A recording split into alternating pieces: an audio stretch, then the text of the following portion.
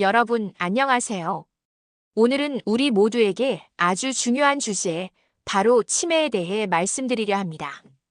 혹시 요즘 이런 경험 해보신 적 있으신가요? 갑자기 집 열쇠를 어디에 두었는지 기억이 안 난다든지, 오래전 친구 이름이 떠오르지 않아 답답하다든지. 보통은 나이 들면 다 그렇지 하고 넘기곤 합니다. 하지만 이게 단순 건망증일 수도 있지만, 치매의 초기 신호일 수도 있다는 사실 알고 계셨나요? 우리나라에서는 65세 이상 어르신 10분 중 1분이 치매를 앓고 있습니다.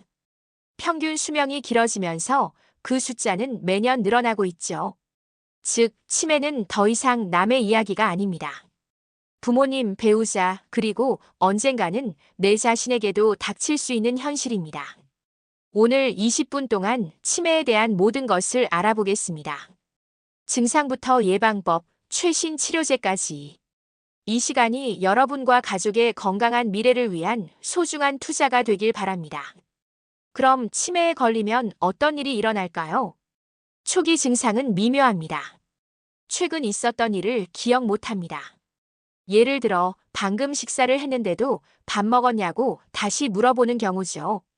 같은 질문을 반복하기도 하고 늘 다니던 길에서 갑자기 방향을 잃기도 합니다.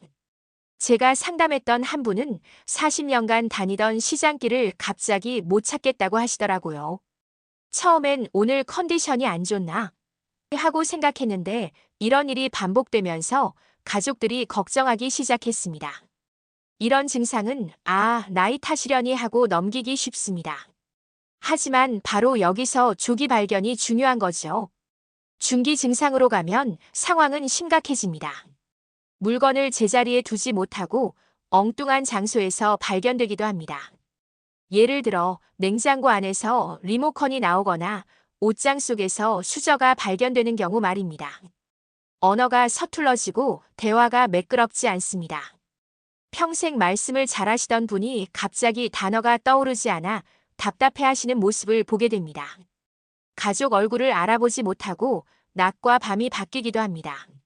한 가정에서는 할머니가 밤 12시에 일어나서 출근 준비를 해야 한다며 옷을 갈아입으시는 일이 매일 반복됐다고 하더라고요. 성격이 달라져 평생 온화하던 분이 갑자기 화를 잘 내거나 의심이 많아지는 경우도 있습니다. 누가 내 돈을 훔쳐갔다. 며느리가 나를 해친다. 이런 말씀을 하시게 되면서 가족 관계가 어려워지기도 합니다. 말기 증상에 이르면 더욱 힘들어집니다. 걷는 것, 삼키는 것 같은 기본적인 움직임조차 어려워집니다. 음식을 씹어서 삼키는 것도 잊어버리게 되죠. 대소변을 조절하지 못해 간병인의 전적인 돌봄이 필요합니다. 이때가 되면 하루 24시간 누군가가 곁에 있어야 합니다. 결국 환자 본인뿐 아니라 가족 모두의 삶이 무너질 수밖에 없습니다. 치매는 하나의 병이 아니라 여러 종류가 있습니다. 첫 번째, 알츠하이머형 치매. 전체 치매의 약 70%를 차지합니다. 뇌 속에 아밀로이드 베타 단백질이 쌓이면서 신경세포가 손상됩니다. 기억력 감퇴가 가장 두드러지며 점점 인지 기능 전반이 무너집니다. 두 번째, 혈관성 치매. 뇌졸중이나 뇌혈관 손상으로 발생합니다. 갑작스럽게 증상이 나타나기도 하고 계단식으로 악화되는 특징이 있습니다. 고혈압 당뇨고지혈증이 큰 원인이기 때문에 혈관 건강 관리가 무엇보다 중요합니다. 실제로 제가 만난 한 환자분은 당뇨를 20년간 방치하시다가 작은 뇌경색이 여러 번 생기면서 혈관성 치매로 진행된 경우였어요. 세 번째, 루이체 치매. 환시, 즉 보이지 않는 것이 보이는 증상이 대표적입니다. 거실에 누군가 있다고 말하거나 벌레가 보인다며 불안해하는 경우가 많습니다. 한 분은 고양이가 침대에 앉아 있다며 계속 쫓아내려고 하셨는데 실제로는 아무것도 없었거든요. 네 번째, 전두축두엽 치매. 기억력보다는 성격 변화가 먼저 나타납니다. 얌전하던 분이 갑자기 충동적으로 행동하거나 남을 배려하지 않는 모습으로 변하기도 합니다. 이처럼 치매는 원인과 양상이 다양합니다. 그만큼 조기 진단이 무엇보다 중요합니다. 가족의 고통과 사회적 비용, 치매는 환자 혼자만의 문제가 아닙니다. 경제적 부담부터 말씀드리면 치매 환자 한 분당 연간 2천만 원에서 4천만 원의 비용이 들어갑니다. 요양병원비, 간병비, 의료비를 합치면 한 가정의 경제가 흔들릴 수밖에 없어요. 더 큰 문제는 돌봄 스트레스입니다. 치매 환자를 돌보는 가족의 40% 이상이 우울증을 겪는다는 연구 결과가 있습니다. 밤낮이 바뀐 환자를 돌보느라 간병하는 가족도 잠을 제대로 못 자게 되고 사회활동도 포기해야 하지요. 사회적으로도 2023년 기준 치매로 인한 비용이 연간 19조 원을 넘어섰습니다. 이는 우리나라 전체 의료비의 10%에 해당하는 엄청난 규모입니다. 그렇다면 우리는 치매를 어떻게 막을 수 있을까요? 완치는 어렵더라도 예방과 진행 억제는 가능합니다. 첫 번째, 규칙적인 운동. 하루 30분 이상 걷기만 해도 뇌 건강에 큰 도움이 됩니다. 특히 유산소 운동은 뇌혈류를 개선하고 신경세포 연결을 강화합니다.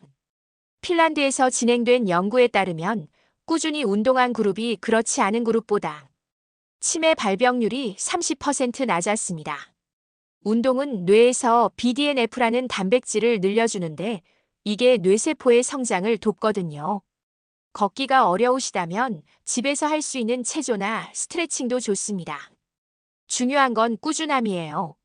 두 번째, 두뇌 자극 활동.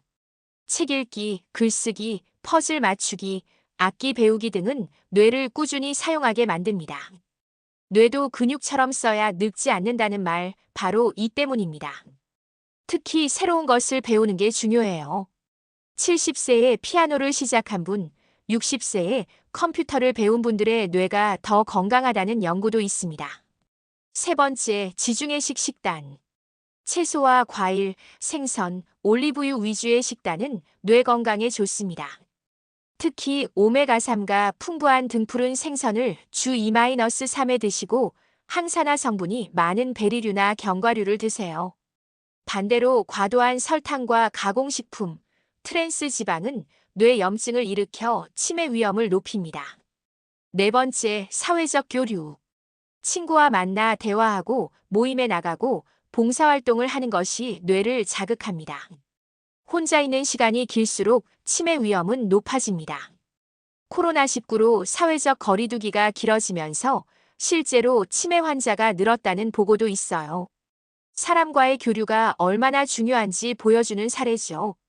다섯 번째, 만성질환 관리. 고혈압 당뇨고지혈증은 혈관성 치매의 위험 인자입니다. 정기 검진과 약물 복용으로 꾸준히 관리해야 합니다. 혈관 건강이 곧 뇌 건강이라고 보시면 됩니다. 심장에 좋은 것이 뇌에도 좋다는 거죠.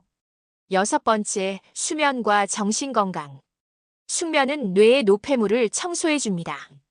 잠을 잘 때 뇌척 수액이 순환하면서 독성 단백질을 씻어내거든요.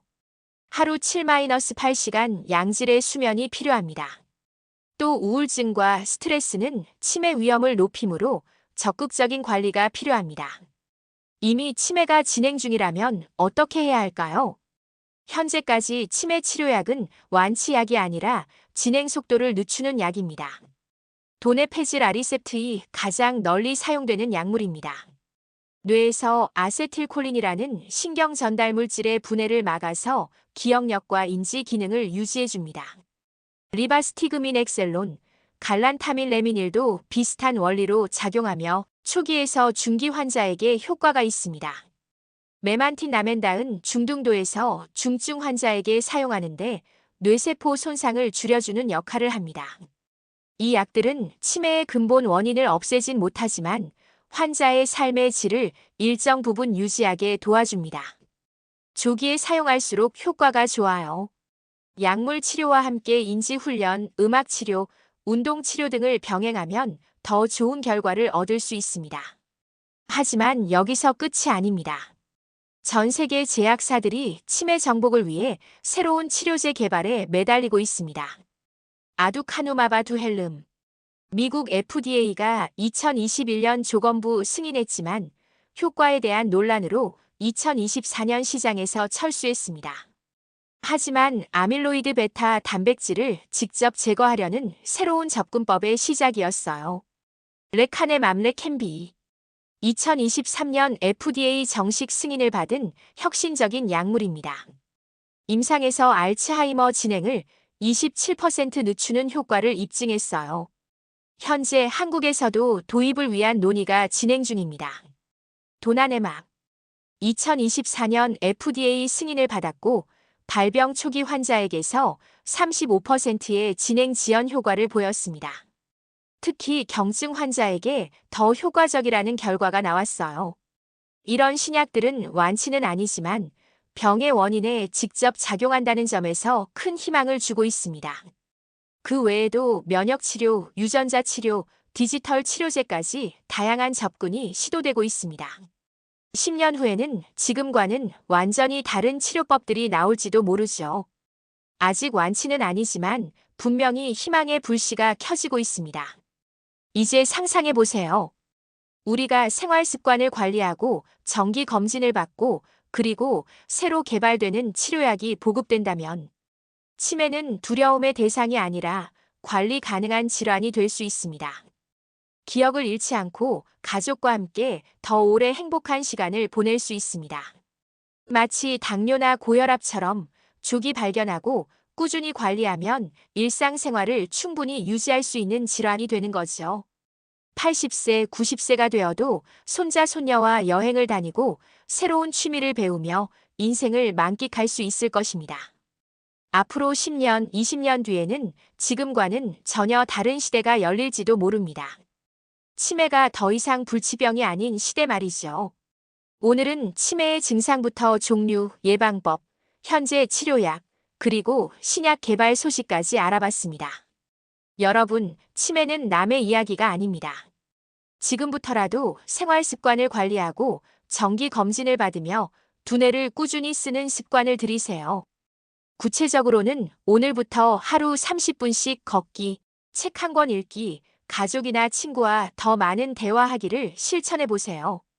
60세 이후부터는 매년 정기적인 인지기능 검사를 받으시는 것도 중요합니다. 앞으로도 건강한 노년을 위한 정보 제가 계속 전해드리겠습니다. 도움이 되셨다면 구독과 좋아요 꼭 부탁드립니다. 여러분의 건강한 노년을 응원합니다. 감사합니다.